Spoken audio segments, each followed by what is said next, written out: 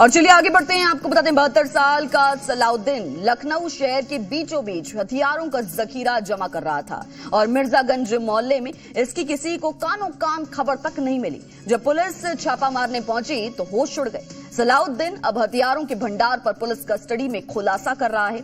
सलाउद्दीन ने कबूल किया है कि उसका कनेक्शन पीओके से है।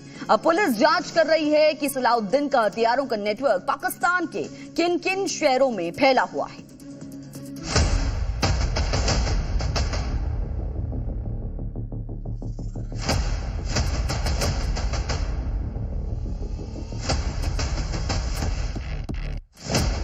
रावलपिंडी, मुजफ्फराबाद, मुरीदके, बहावलपुर, लाहौर, कराची, कहां से जुड़े हैं हथियारों के हकीम सलाउद्दीन के तार। ये वही घर है जिस घर के अंदर हथियारों का जखीरा पकड़ा गया है और कहा यह भी जा रहा है कि इनके जो पति हैं इनके पाकिस्तान से कनेक्शन सामने आए हैं।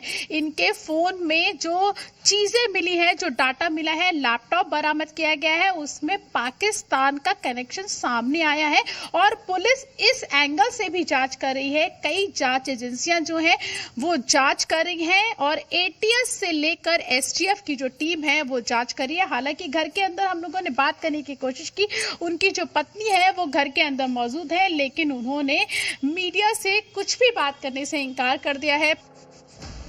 काम दवाइयों का और कारोबार हथियार का। लखनऊ के बीचों बीच बैठकर सलाउद्दीन वो काम करता था जो सरहद पार आतंकियों की लॉन्चिंग पैड पर अंजाम दिए जाते हैं। पुलिस की तफ्तीश में सामने आया है कि सलाउद्दीन की पाकिस्तान में रहने वाले कई लोगों से बातचीत होती थी। पुलिस और खुफिया विभाग सलाउद्दीन के पाकिस्तानी और अंतर्राज्यीय कनेक्शन खंगाल रही है। सलाउद्दीन के खिलाफ मलिहाबाद थाने में 2 मुकदमे दर्ज किए गए हैं। उसके घर से प्रतिबंधित पशु हिरन की खाल भी बरामद हुई है। पूछताछ में सलाउद्दीन से पुलिस और खुफिया विभाग को कई अहम जानकारियां मिली हैं। सलाउद्दीन की भतीजी का निकाह एक पाकिस्तानी से 6 साल पहले हुआ था।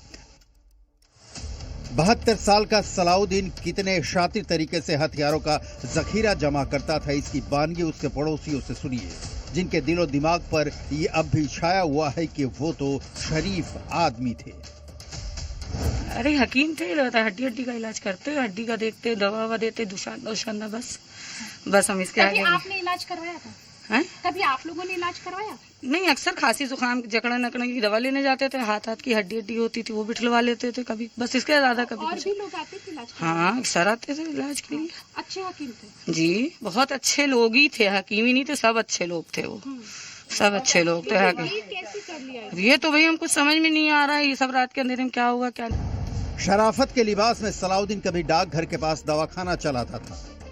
एक बेटी नॉर्वे में रहती है जबकि दूसरी लखनऊ के इंटीग्रल विश्वविद्यालय में पढ़ाई कर रही है। मिर्जागंज मोहल्ले में सलाउद्दीन के बारे में सब जानते हैं, लेकिन एक हकीम के तौर पर उसकी असली करतूत देशद्रोहियों की है ये तब पता चला जब सलाउद्दीन के घर पर कई थानों की पुलिस फोर्स ने संयुक्त रूप से छापेमारी की। पुलिस को गुप्त सूचना मिली थी कि सलाउद्दीन के घर में अवैध हथियारों का जखीरा है।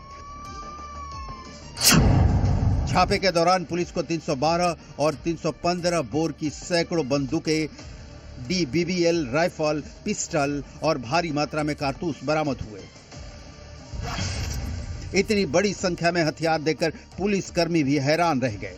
बरामद कारतूसों को 20 बोरों में भरकर पुलिस अपने साथ ले गई।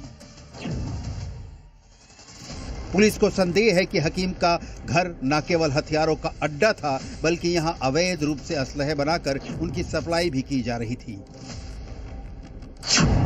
पुलिस ये पता लगाने की कोशिश में जुटी है कि सलाउद्दीन के घर ये हथियार कहां से आए। सलाउद्दीन के घर से क्या हथियारों की सप्लाई की जा रही थी? सलाउद्दीन से पूछताछ में कई अहम खुलासे होने की अभी और उम्मीद है। प्राप्त जानकारी के अनुसार जो सूचनाएं मिली थी उस पर काम करते हुए सलाउद्दीन उर्फ लाला सन ऑफ शहाबुद्दीन जो मलिहाबाद क्षेत्र का ही है, इस व्यक्ति को हिरासत में लेकर के पूछताछ की जा रही है। अन्य विधिक कार्रवाइयां प्रचलित हैं। घटनाक्रम के बारे में अन्य जो जानकारियां हैं वो हासिल की जा रही हैं। आशंका है कि सलाउद्दीन के अवैध हथियारों का नेटवर्क काफी बड़ा हो सकता है। पुलिस इस एंगल से भी जांच कर रही है कि कहीं मुहर्रम पर लखनऊ को दहलाने के लिए हथियार जमा तो नहीं किए गए थे, या फिर कांवड़ यात्रा को लेकर साजिश रची जा रही हो।